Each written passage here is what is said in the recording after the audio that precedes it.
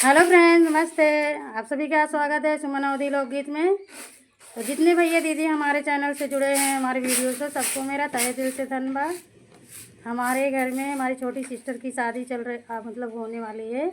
शादी का माहौल चल रहा है, अभी चावल बन रहा है, इस पर हमारा गीत जा रहा है। आप लोग भरपूर देखना, सपोर्ट करना। भजन राम जी का। राम जी का भजन सुनई दहरी हमका।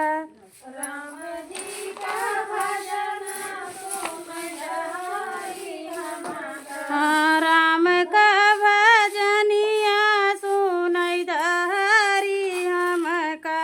राम के भजनिया सुनई दहरी हमका। हाँ, बाग लगाए बगीचा लगाए।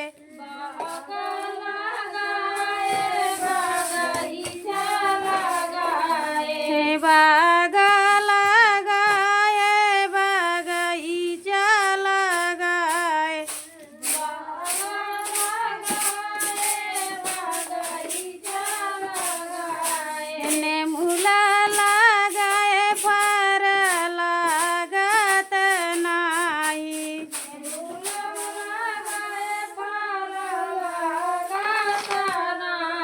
नेमुला लगाए फर लागत नाही।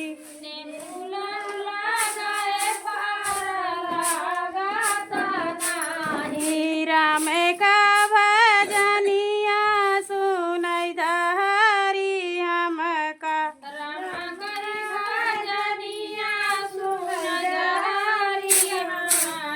तारा खाना ए नारा खाना ए।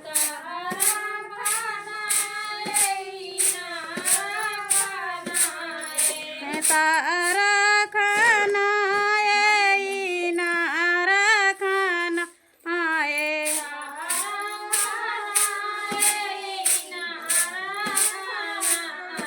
घटवा बनाए घइल डूबत नाही।